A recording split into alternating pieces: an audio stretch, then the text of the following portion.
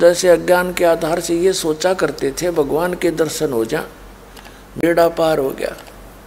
देखो भगवान के दर्शन हो जाए तो बहुत अच्छी बात है, बहुत ही पुण्यकर्मी प्राणी को दर्शन होते हैं भगवान के।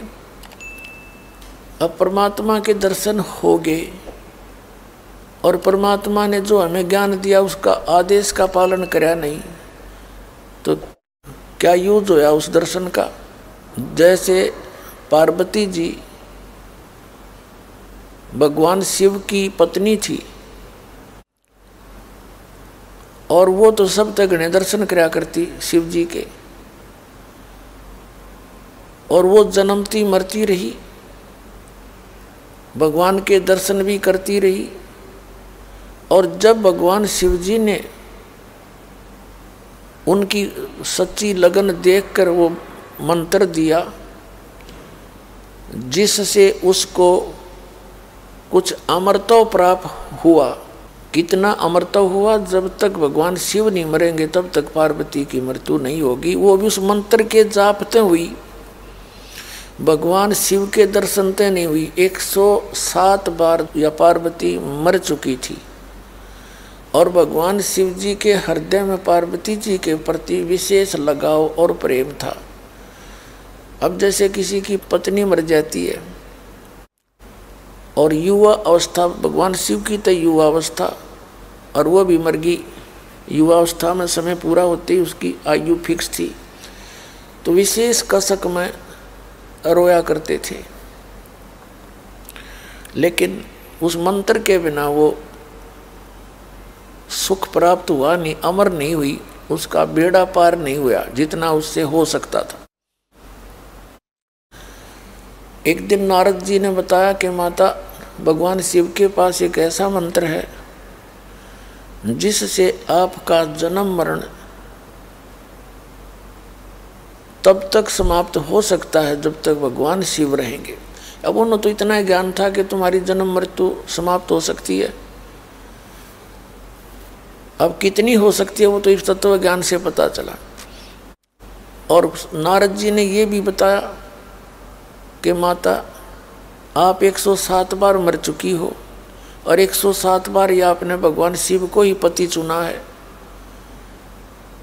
आप जन्म और मृत्यु के कष्ट को उठा रही हो, गर्भ के वास के कष्ट को झेल रहे हो, और जो ये सिर के खप्पर टांग रखे हैं भगवान शिव ने क्या कर रखा था। पार्वती मरी, उसका सिर का कंकाल निकाल लिया, ये ऊपर का खप्पर सा,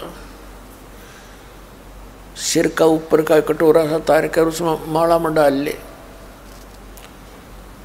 107 टांग रखे उसने माला में। तब नारद जी ने बताया कि ये 107 ये आपके सिर हैं और 108वां जन्म आपका अब है। और भगवान शिव के पास एक ऐसा मंत्र है, यदि वो आपको मंत्र दे दें तो आपका कल्याण हो जावे। तो यह बात पार्वती जी का गला नहीं उतरी। कहने लगे नारद जी भगवान शिव के पास कोई मंत्र हो और वो मुझे ना दे, ये नहीं हो सकता, मुझे मरता वो देख ही नहीं सकते।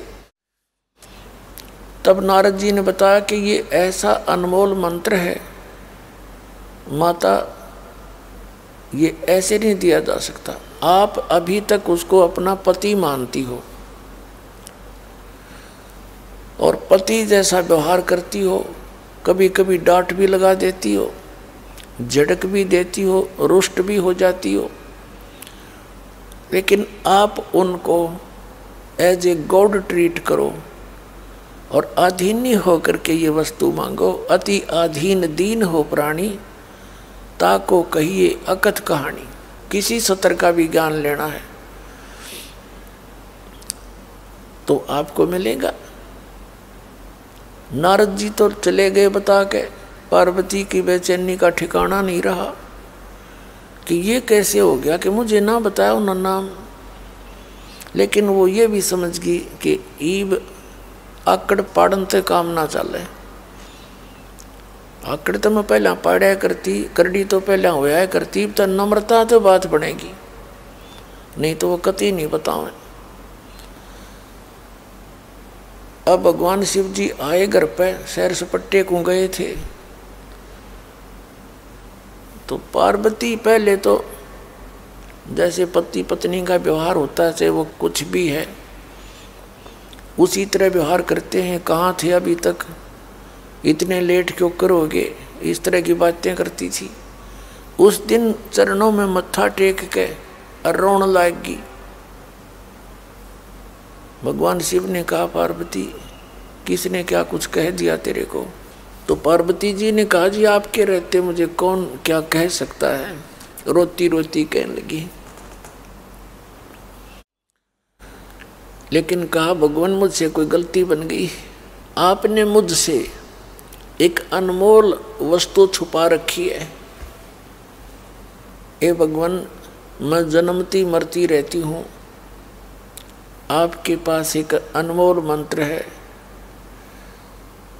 आपने मुझे वो बताया नहीं, मुझसे अवश्य कोई भूल बनी होगी। तब भगवान शिव जी देखा उसके मुँह का नाकाजिया कौन सा स्टेशन पकड़गी, या सीधे मुँह तो बात कराया नहीं करती। इतना दिन तो मैंने आज तक इसके जीवन में नहीं देखा। वो ठीक है, व्यवहार अच्छा था। तो कहने लगा कि आज ऐसा कौन भगवान आ गया, तेरी बुद्धि बदल गया, ये कौन उपदेशी कौन विधाता मिल गया जो तेरी बुद्धि चेंज कर दी, जिसने ये ज्ञान पार्वती तेरा नहीं। तब उसने बता के नारद जी आए थे और वो बता रहे थे कि ये सारे जितने कंकाल टांग रखे आपने माला बना के मेरे सिर हैं। शंकर भगवान बोला, सारी साची बात है, सत्य है नो की नो। तो पार्वती ने कहा, भगवान जब मैं मरती थी क्या आपको मेरी याद नहीं सताती थी? भगवान शिव ने कहा कि पार्वती, जो याद तेरी मुझे सताती थी वो तो मेरा जी जाने कितना दुखी होता था। फिर उसने कहा, यहाँ तक बताया कि एक बार तू राजा दक्ष के घर पे हवन कुंड में जल कर मर गई थी, उनके कुवचन बोलन तय तेरे कंकाल ने उठा के मैं 10,000 वर्ष तक पार्वती पार्वती करता भटकता रहा। फिर तो एक सुदर्शन चक्र आया, उसने तेरे उन अस्थियों के टुकड़े टुकड़े किए, तब मेरा मोह भंग हुआ। मैं तुझे इतना, तेरे मरने पर मैं इतना दुखी हुआ करता। तब उसने कहा, भगवान फिर आपने ये मंत्र क्यों ना बताया मेरे तय, मेरी जन्म मृत्यु खत्म हो जाती। भगवान शिव ने कहा, पार्वती मेरी मजबूरी थी, मैंने बहुत बार कोशिश की कि पार्वती भक्ति कर ले, राम रट्या करे, तो ये कह देती थी मैं किसकी भक्ति करूं, मुझे तो भगवान मिले हुए हैं, मुझे क्या जरूरत है भक्ति करने की। मेरे कहने से भी तेरा असर होया ना करता। और ये मंत्र जब तक प्रबल प्रेरणा ना हो ये दान नहीं किया जा सकता, ये संत पर भार बने। पार्वती जैसे सीप होता है एक जानवर सा, शंखला सा, जैसे ये गोग्या टाइप होया करें, जोड़ जाड़ हम तालाबों में देखे होंगे, शंख जैसे आकार के, ऐसी एक सीप होती है जीव, उसका ऊपर का शरीर बहुत सख्त होता है, हार्ड सा होता है। तो सीप समुद्र में रहती है और समुद्र के जल को वो मोती बनाने के लिए प्रयोग नहीं कर सकती, ऊपर से वर्षा होती हो और उस समय उस सीप की प्रेरणा होती है, जैसे उस सीप का मुंह खुल जाता है, उसके अंदर एक विशेष स्थिति पैदा होती है, उसका मुंह खुल जाता, अपने आप ऊपर आ जाती है और वर्षा हो रही हो और उस समय उसका मुंह खुला हो तो एक बूंद पर्याप्त है उसको, एक स्वाति बूंद से ही उसमें मोती बन जाता है। और सीप का मुंह खुला ना हो और चाहे सारा सामन बरस जा, उसका कोई यूज नहीं। तो पार्वती तेरे अंतःकरण की सीप का मुंह खुला नहीं था। मैंने कोशिश बहुत करी थी, मैंने कोशिश बहुत करी, पर वो मुंह खुला नहीं तेरा। और जब तक आपके अंदर प्रबल प्रेरणा नहीं होती तो यो नाम मैं दे नहीं सकता, और दे भी देता तो तेरे असर नहीं करता। आज नारद जी के वचनों से, सत्संग से तेरे अंदर एक न्यारी प्रेरणा है। आज मैं तेरी कसक देख रहा हूँ। आज तेरा जो भाव है एक भगत जैसा है। आज तेरा भाव जो है भगत जैसा बन गया है। अब मैं तुझे ये नाम दूंगा, और ये नाम अन्य किसी को बताना नहीं। अब जैसे कुछ लोग ये कह देते हैं कि भाई तुम ऐसा क्या, तुम्हारे गुरुजी हैं कहते हैं नाम बताते नहीं, तुम गुप्त रखते हो, इसका कारण क्या है? ये तो सरेआम बताना चाहिए। देखो, जो भी कोई काम है, जो मास्टर है उस जॉब का, वो ठीक ठीक जानता है। तो ये मंत्र अनधिकारी के पास पहुंच जा तो उससे वो मंत्र जाप करेगा, उसमें सिद्धियां आ जाएंगी। और उसने उसके मेरिट और डीमेरिट का, उसकी लाभ हानि का ज्ञान नहीं होता, तो उसका वो दुरुपयोग करता है। इसलिए ये मंत्र किसी को नहीं बताना चाहिए। और बताने से क्या होता है, जैसे एक भक्त ने किसी दूसरे को मंत्र बता दिया, तो वो जिसको उसने मंत्र बताया वो उसका गुरु बन गया, और वो अधिकारी है नहीं। अनअधिकारी व्यक्ति ने अपना पासपोर्ट बना रखा हो और वो उसे नकल करके दूसरे का बना दे और अपनी मोहर मार दे, तो दोनों दोषी हो गए। अपना भी काम बिगाड़ा, उसको मिसगाइड कर दिया। तो दूसरे शब्दों में, जैसे ये राक्षस क्यों कहलाए, वही ऋषि थे, वह सारे सभी ब्राह्मण थे, और जिन्होंने मर्यादा पालन करी नहीं और भक्ति करते रहे, तो उनमें दुर्बुद्धि ज़्यादा प्रफुल्ल गई। तो वो दूसरे भक्त जो मर्यादा में रहते थे उनके साथ विरोध करने लग गए। उनकी क्रियाएं देखकर गुरुओं ने उनको रिजेक्ट कर दिया कि बाहर जाओ, यहाँ से निकलो एक तरफ। तो वो दूर चले जाते, फिर उनका समूह बन गया। जो व्यक्ति भक्ति मार्ग में बाधक होता है, गुरु लोग उसको समझाने की बहुत चेष्टा करते हैं, बेटा ये मर्यादा मत तोड़, ऐसे मत कर, ऐसे ना कर। जब वो नहीं मानते हैं तो उनको अपने मिशन से बाहर कर दिया जाता है। तो वो ब्राह्मण लोग ऋषि थे, ऐसे जो रिजेक्ट होते गए, कोबद छोड़ी नहीं, विकार त्यागे नहीं, और भक्ति भी करते रहे। तो फिर वो दूर चले जाते, ठीक है हमने कोई जरूरत नहीं, हम अपने आप भक्ति तो कर ही रहे हैं, हम नाम ले ही लिया है। उनका फिर ग्रुप बन गया, उनमें दुर्बुद्धि थी ही, तो वो सिद्धियां तो उनमें आ गई, उन्हें कोबद शुरू कर दी, और जिस कारण से फिर राक्षस कहला गए। तो इसलिए भगवान शिव ने कहा कि पार्वती आज नाम दूंगा तेरे को, आज मेरी आत्मा घनी खुश होगी, और ऐसे स्थान पर दूंगा कोई पक्षी भी ना सुन ले इस मंत्र ने। अपने आत्माओं समर्थ के मुख से सुनया हुआ कोई मंत्र है, सत्संग है, उसका विशेष प्रभाव होता है। अब उसका इसमें प्रमाण भी आपको मिलेगा। जहाँ आज अमरनाथ नाम से एक धाम बना हुआ है, वो अमरनाथ कैसे बना था उसकी ये सारी स्टोरी है, सुनो ध्यान से सुनना। उस स्थान पर एक सूखा वृक्ष था जिसके टहनी नहीं, पत्ते नहीं थे, सूखा खड़ा था। उसके नीचे जाकर उसके पास बैठ गए भगवान शिव और पार्वती, और कहा कि यहाँ इसलिए बैठे कि कोई पक्षी भी आ गया तो आता भी दिखेगा, क्योंकि पत्ते हैं नहीं, तो उसको उसमें मंत्र देना बंद करके उसको भगा दिया जाएगा। उस सूखे वृक्ष की खोगर में एक सुराख से होते हैं, बड़े बड़े पेड़ उड़ते भारे भारे, अब तो पेड़ खत्म हो गए, और उसके अंदर एक सुराख सा होता था, उसको खोगर बोल रहे हैं देसी भाषा में। उस वृक्ष की खोगर में एक तोता, मादा तोता ने अंडे उत्पन्न कर रखे थे।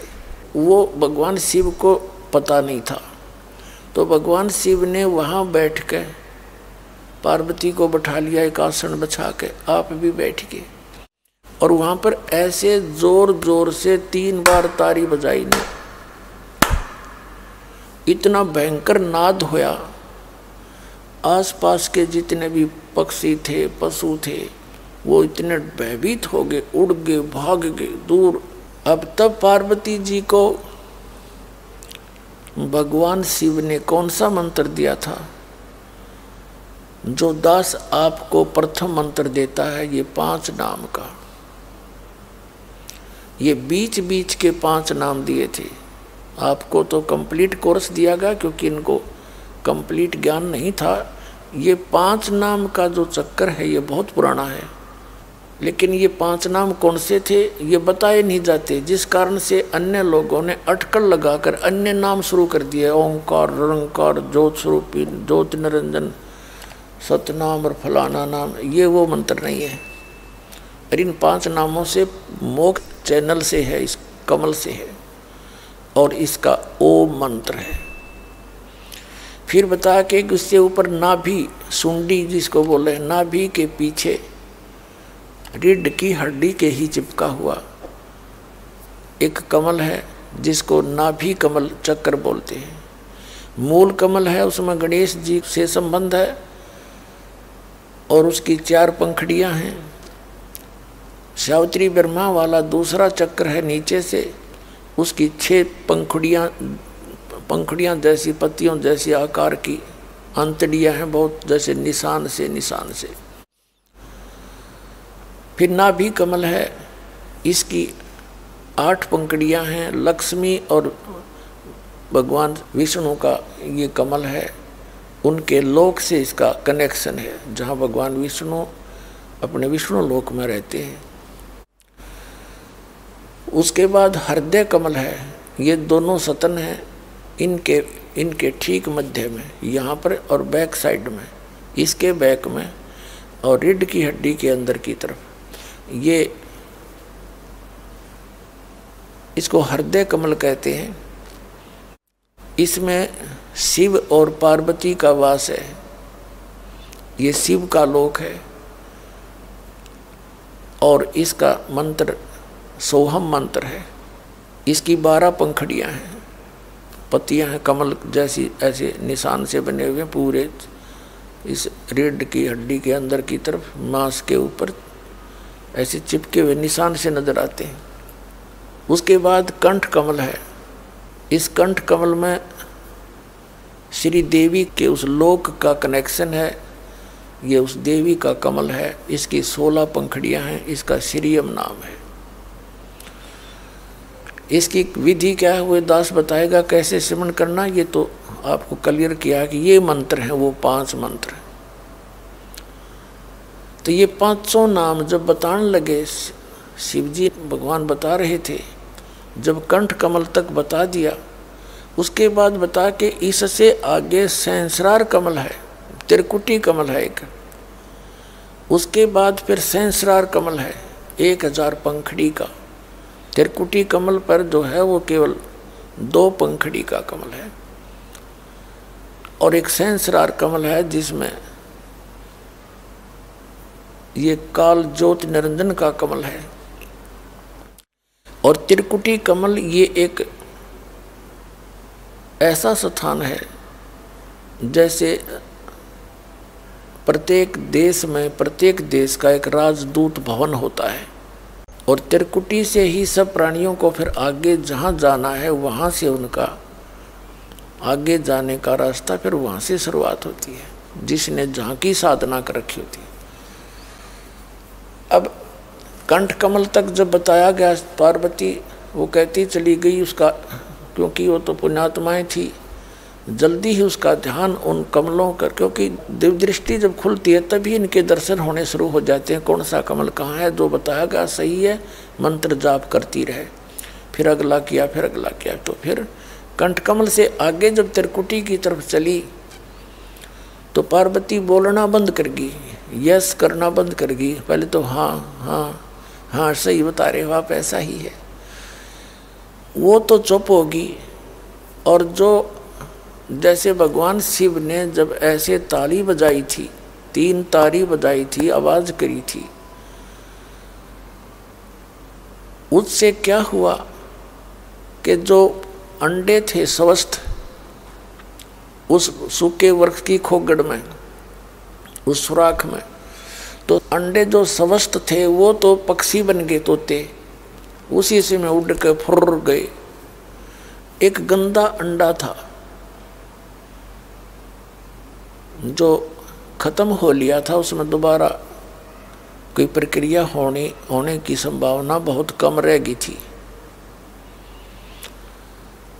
अब क्या हुआ, और वो जैसे पुण्यात्माओं ये अस्थियां जो उठाते हैं ना, अस्थियां क्यों उठाते हैं? इन अज्ञानियों को ज्ञान तो था नहीं, अपने डले डुआन तो मतलब था। अब जैसे हम इस बॉडी में रहते हैं, शरीर में, तो इससे इस जीव का एक विशेष लगाव होता है।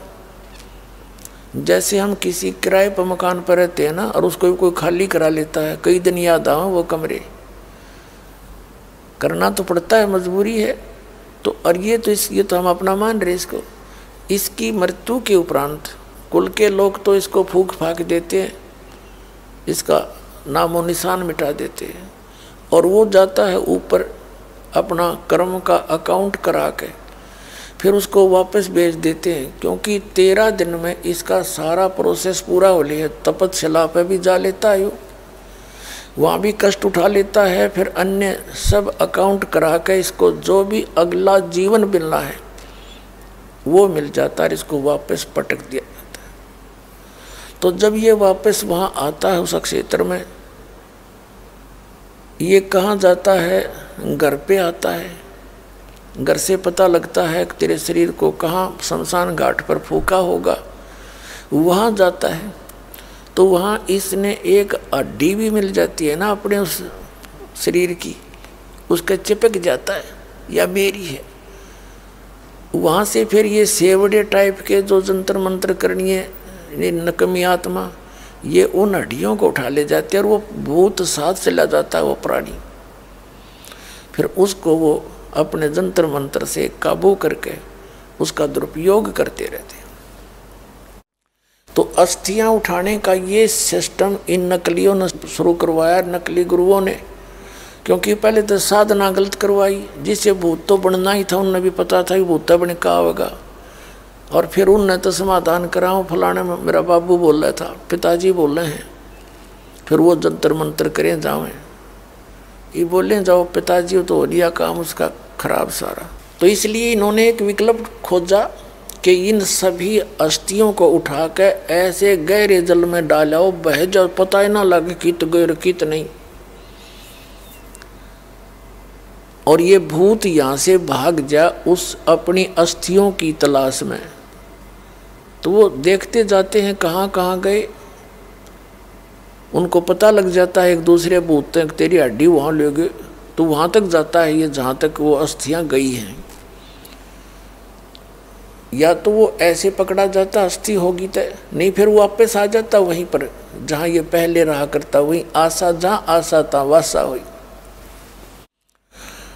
तो इस प्रकार वो भूत ये अस्थियां उठाने की प्रक्रिया या न्यू सेलेक्ट की गई थी।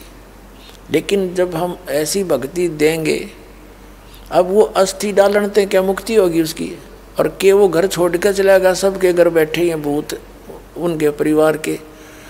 तो गलत साधना करने से जितने वर्तमान में प्राणी है ना मनुष्य, इनसे कम से कम भी 20 गुना भूत हैं, प्रेत प्राणी सबके घर के वो सदस्य ने धक्के खाते फिर रहे, और सारे जंतर मंत्र करा लिए, श्राद्ध भी कटवा लिए, फलाना भी कर दिया। अपने आत्मा जिस घर में या भक्ति प्रवेश हो जाएगी परमात्मा की, आपके वो पूर्वज भी वहीं पर हैं, वो धक्के खा रहे हैं बेचारे, लेकिन इस भक्ति के मंत्र के मिलने से वो आपको कोई हानि नहीं कर सकते किसी प्रकार की भी, और उनका उद्धार शुरू हो जाएगा, क्योंकि वही प्राणी है। अब इस मंत्र का जिस घर में जाप होगा और ये आरती नित्यनेम रामायणी डेली होगी, तो उन प्रेतों पर भी असर होगा, वो भी जीव हैं और उनका भी कल्याण होगा। अब कैसे होगा, अब इस स्टोरी से क्लियर हो जाएगा परमात्मा की इस कथा से।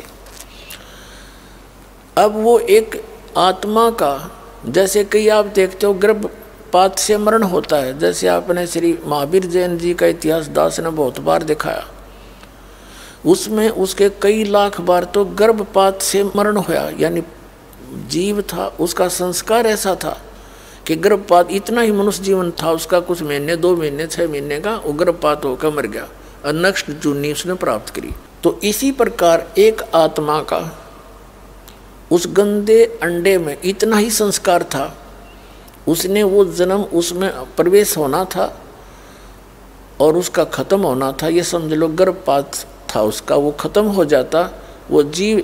अब अंडा जब गंदा हो गया था और वो आत्मा के निमित्त था, उसकी बॉडी थी वह, तो वो आत्मा उसके चिपकी बैठी रही, उसका चिपकी बैठी रही, मेरा है मेरा है।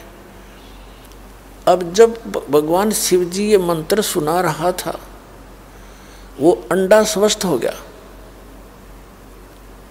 और वो तोता बन गया, फूट भी गया, बच्चा भी बन गया। और बच्चा बन के पार्वती तो समाधिस्थ होगी, उसने बोलना बंद कर दिया जब इससे ऊपर चली गई। क्योंकि इस हमारे शरीर में बहुत से ऐसे नज़ारे हैं इन चैनलों के माध्यम से, जिसका जो चैनल ऑन हो जाएगा उसमें वो उस जैसे जो टीवी ऑन कर दिया उसमें जो भी कार्यक्रम चल रहा है वो दिखाई देने लग जाएगा। तो पार्वती का चैनल ऑन हो गया, वो उस चैनल में घुस गई, उसमें देखो जो आगे क्या हो रहा है, कोई झरने बह रहे हैं, कोई डांस हो रहे हैं, फिल्म सी चल पड़ती है। तो नीचे की सुनना बंद हो गया उसने, उसकी आत्मा आगे को चली गई और वो तोते का बच्चा बन के गंदे अंडे से निकल कर लगा करने हूँ। अब भगवान शंकर ने देखा पार्वती तो बोल नहीं रही, मैं पूछ रहा हूँ सुना है कि नहीं सुनती, तो आवाज कहाँ से आई? तो उसने देखा, तोते की तरफ देखा, खोगड़ की तरफ, वो तोता जो है फुर्र ही निकल के भाग गया। अब भगवान शिव ने सोचा इस नालायक ने मेरा मंत्र चुरा लिया, ये जब मनुष्य शरीर में होगा तो इस मंत्र को ये आगे किसी को देगा, अधिकारी यू है नहीं, नाश करेगा। तो भगवान शिव ने सोचा इस तोते न मार दूं। पार्वती तो वहां बैठी है, भगवान शिव जी उसके पीछे पीछे चल पड़ा, उड़ के सीधी तय। जान गया वो तोता भी एक बात बिगड़ेगी, बहुत स्पीड से बाज लिया। वेद व्यास जी ऋषि की पत्नी ने जमाई ली कुदरती, वहाँ शरीर छोड़ के तोते आला उसके मुंह के अंदर से अंदर प्रवेश कर गया पेट में। समय आने पर वहीं से उसने गर्भ धारण कर लिया और बच्चे का वहाँ शरीर उसको मिल गया, ऐसा कोई संस्कार बन गया उसका। अपना आत्माओं देखो, अब इस मंत्र के देने का अधिकारी उस समय शिव ही था और शिव ने जो दान किया अपनी पत्नी से उसका तो असर होया और गंदे अंडे से तोता बन गया। वो आत्मा भी चार्ज होगी उस मंत्र से और उसको मनुष्य शरीर मिला।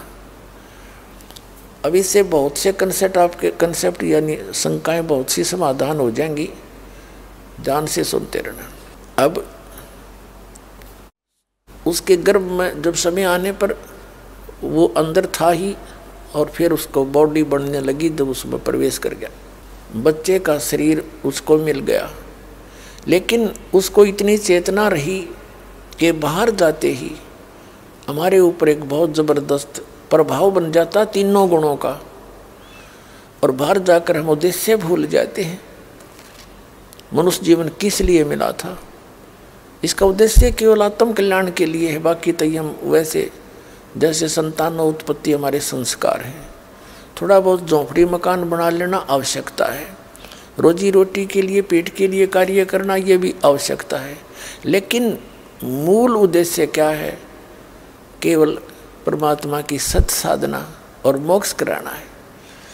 तो ये हम भूल जाते हैं और जो परंपरागत हमारी क्रियाएं हैं, जो जैसे भी जिस परिवार में कुल में जन्म होता है उन्हीं में हम रंग जाते हैं और उद्देश्य भूल जाते हैं। तो इस डर से वो बाहर नहीं आया, कि बाहर जाते ही तीनों गुणों का प्रभाव, त्रिगुणमयी माया, रजगुण ब्रह्मा, सतगुण विष्णु, तमगुण शिव जी से निकल रहे ये तरंगे ये जीव को अचेत कर देती है। तो ये 12 वर्ष तक मां की गर्भ से नहीं निकला। 12 वर्ष जब हो गए तब भगवान शिव आए पीछे पीछे। तब उसी समय की कहानी है, शिव जी आए पीछे पीछे और उसको कहने लगे व्यास की पत्नी को कि हे व्यास की पत्नी, तेरे गर्भ में मेरे मंत्र का चोर है, मेरे ज्ञान का चोर है, इसको मैं मारूंगा। अब उसकी व्यास की पत्नी कहने लगी महाराज मुझे तो ज्ञान नहीं, क्या बात होगी, कुछ कहानी सुनाओ। कि इसने मेरा मंत्र सुन लिया, पार्वती को मंत्र दूं था, ये ऐसे ऐसे था, क्या बात हुई, कैसे छुपा रहा ये, और ये मेरा मंत्र सुनकर ये अमर हो गया, और इस मंत्र को यूँ आगे और बताएगा तो समस्या हो जाएगी। तो व्यास की पत्नी कहने लगी हे महात्मा जी, हे भगवान, एक तरफ तो आप कहते हो आपके मंत्र सुनते यूँ अमर हो गया, वो अमर हो गया तो आप मारोगे कैसे इसको। अब शिव जी इस बात से परिचित हुए सचमुच, जब तो वापस आ गए। फिर 12 वर्ष तक ये गर्भ से बाहर नहीं आया इस डर से। अब देखो पुण्यात्मा, इस अध्यात्म शक्ति के कारण जो भगवान शिव से इसने वो सुना था, उससे उसमें इतनी चेतना होगी, इतना चार्ज हो गया, अपनी सब इच्छा से बाहर नहीं आया और वहाँ बैठा रहा। तब तीनों देवता इकट्ठे होकर आए। उसकी माँ ने उसका गर्भ में नाम रख दिया सुखदेव। बेटे ने मेरे को कोई परेशानी नहीं इसके गर्भ में रहने से, नहीं तो 9 महीने में माता परेशान हो जाती है। और व्यास की पत्नी कहती है कि इस पुत्र के बच्चा अंदर है, मुझे कोई दुख नहीं।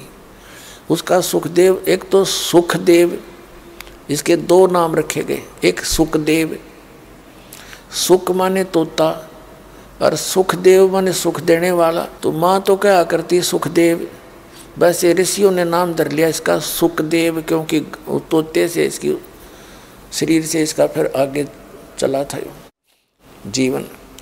तो तीनों देवता आके कहने लगे सुखदेव तू बाहर आ जा, तेने तो हमारी सारी परंपरा खराब कर दी। 12-12 वर्ष तक माताएं, तो चलो आपके अंदर तो ऐसी व्यवस्था है परमात्मा की कृपा से, आपकी माँ तो दुखी नहीं, लेकिन ऐसे जब बिगड़गी सारी परंपरा तो 12 वर्ष तक माताएं कैसे गर्भ में बच्चों को रखेंगी, 9 महीनों में तंग हो लेती हैं, तू बाहर आ जा। तब इसने कहा कि मैं बाहर नहीं आ सकता भगवान, क्योंकि बाहर आते ही आपकी या त्रिगुणमयी माया जीव को ऐसा भ्रमित कर देती है, इसको पता नहीं रहता मेरा उद्देश्य क्या था। नए सिरे से पढ़ाया जाता, यो तेरा चाचा, यो तेरी चाची, यो तेरा माँ, यो तेरी बुआ, यो पापा, यो दादा और दादी, और क्या उद्देश्य है वो भूल चुका होता है। इसलिए परमात्मा आते हैं, संतों को भेजते हैं, इस भोले आदमी ने फिर जगाओ, इसके नशा तारे, काल की भांग उतारे, बाहर आते ही इसके ऊपर ऐसा असर हो जाता है। तो इसने कहा मैं नहीं आ सकता, आप अपनी या माया रोक लो थोड़ी देर, जब मैं बाहर आऊँ इतना। अब ये कहने लगे भाई इतना प्रेशर मारे तो बिना रुक के ज़्यादा देर हम रोक नहीं सकते, ये हमारे बस की बात भी नहीं है, हम तो इतनी देर तो रोक सकते बस, यानी एक क्षण सेकंड का भी कुछ हिस्सा, इससे ज़्यादा हमारे बस की बात नहीं, इसको रोक सके। तब उसने कहा कि तुम इतनी देर रोक दो। कहते तीनों देवा थम भी माया और उधर गर्भ से बाहर आया। तब वो बाहर आ गया एकदम सेकंड के अंदर, वो तीनों देवता चले गए। वह चलियो तो मुकदमा हल होया। अब जो दास आपको बताना चाह रहा है कि भगवान के दर्शन से नहीं, उस मंत्र से लाभ होगा। अब सुखदेव की कहानी तो अलग बन जाएगी, उसको छोड़ देते हम, फिर वापस आते हैं। उधर से पार्वती जी फिर वापस आई, जब ऊपर सारे सिनेमे देख लिए उसने, तब उसकी समाधि टूटी, वापस आई तो फिर वो मंत्र जाप करने लगी। उस मंत्र के डेली जाप करने से पार्वती जी का इसको इतना अमृतत्व मिल गया, जब तक भगवान शिव रहेंगे इसकी मृत्यु नहीं होगी, फिर ये दोनों मरेंगे। और ये प्राणी कहीं किसी अन्य योनि में चले जाएंगे। अन्य आत्माएं, पुण्य आत्माएं जो, उनमें से एक शिव और पार्वती फिर से काल सेलेक्ट करके ऐसे ही प्रोसेस उनका फिर बना देता है।